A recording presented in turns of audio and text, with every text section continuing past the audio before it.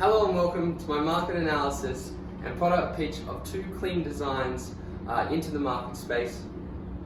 Today we'll be going over a few of the MPD processes and a few of the methodologies that are put in place that enable sophisticated and appropriate product implementation onto the market space. So just to start us off today, I've thrown in a nice little quote from Cynthia Haynes from the Department of Horticulture at the Iowa State University, and she says, "Houseplants are growing in popularity. This trend doesn't seem to be going anywhere anytime soon.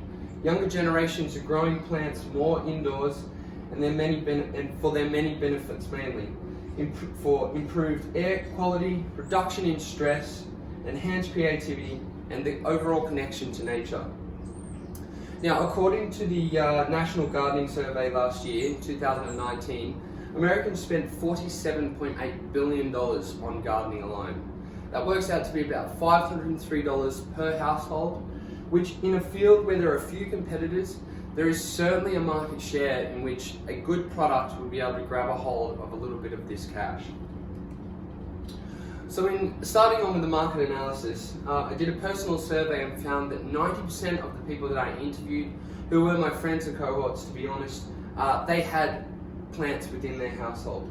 These people though, 90% of them, they didn't know the education behind owning those plants. So they weren't sure about how much watering the plant needed, the size of the pot, and they also struggled with prioritizing looking after plants, which sounds a little bit silly, but people in New York City do move, they do travel, so they would like to be able to have these plants within their house and not have to look after them day by day. So some of the reasons why people do enjoy having plants in their house, it provides cleaner air, first of all. It reduces the CO2 within your household, lowers your risk of illness, it boosts your mood, and it also enhances your concentration and memory.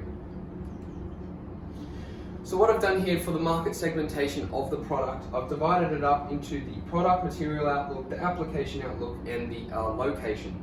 So the product material could come through as a metal, a polymer, or a wood. In some cases that may be a bamboo. The application outlook was also one of the more focused parts of the market segmentation. That was either to go into the commercial side or to either go into the residential.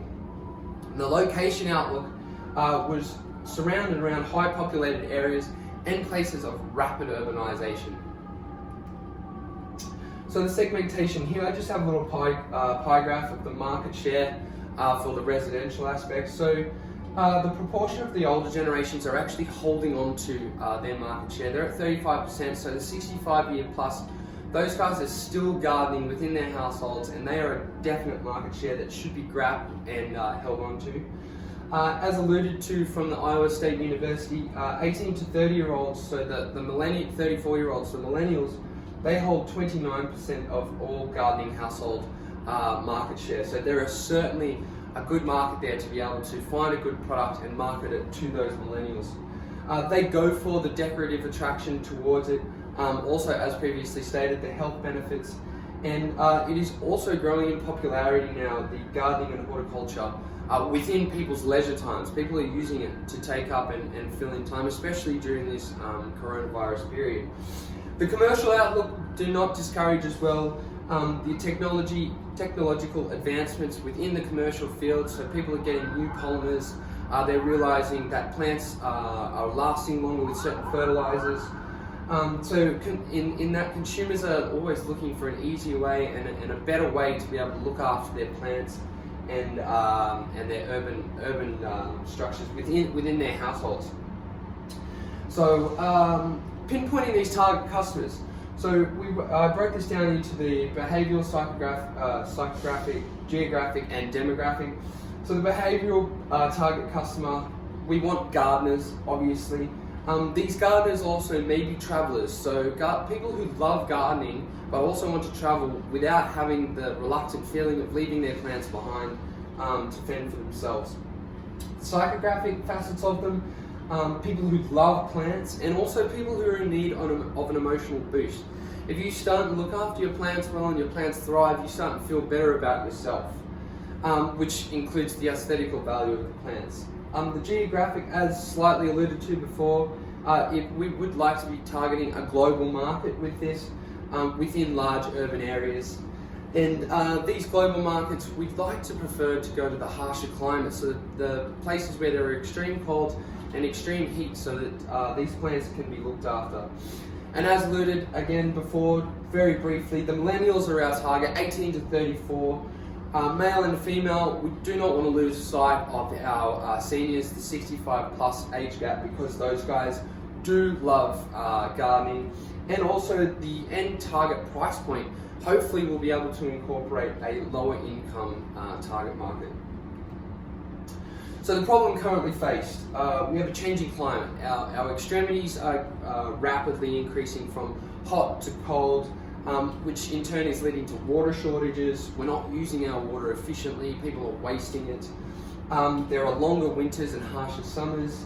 Plant education, as previously mentioned, people are not quite understanding what it really takes to look after a plant, and also how much people are now traveling.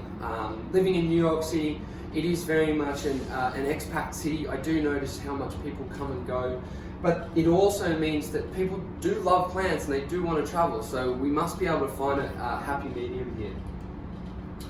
So the solution, one of the first products that I've thought about is a water storage pot.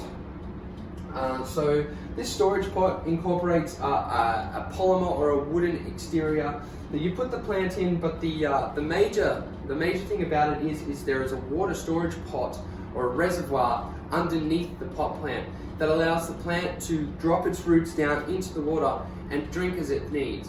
Now, some plants drink more than others, obviously, so in order to counteract that, to have a water level gauge to allow for people to realize, hey, this plant's drinking this much, this plant needs this much, would be installed in it. And also, one of the other facets that I would like to include in the design of this is a biodegradable material, something that does not have a really long lifespan and will not impact on our environment.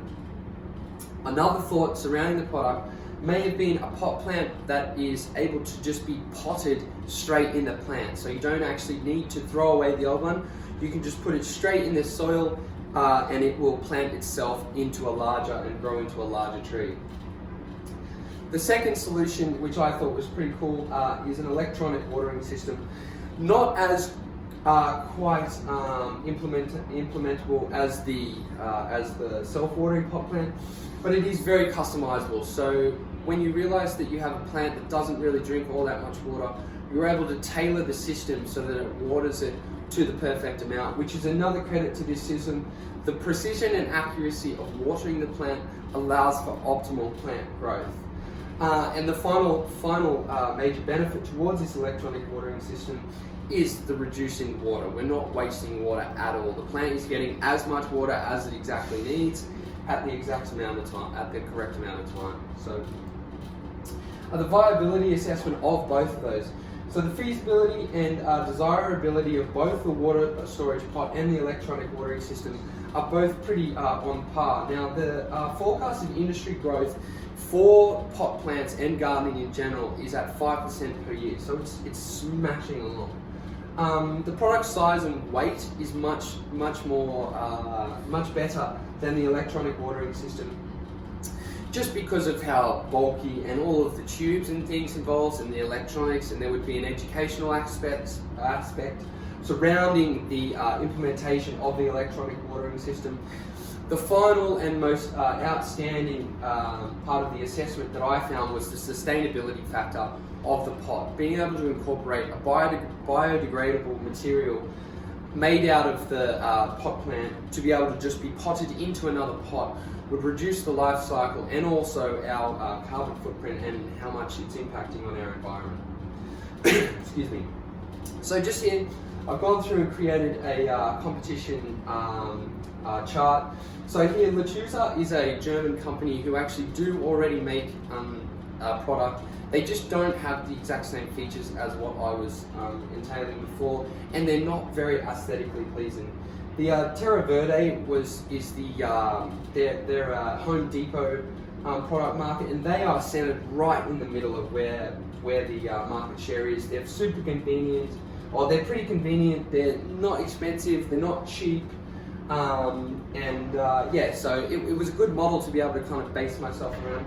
And the third one that I kind of like was the Mekono. They're a European brand. They're a little more expensive. They're a little more higher end. So I would like to be targeting somewhere here just above the Mekono, something that is convenient but also affordable for people to be able to use for their pot plants. So the product, this is very broken down. So it is just a watering system using planters that contain a reservoir of water at the base.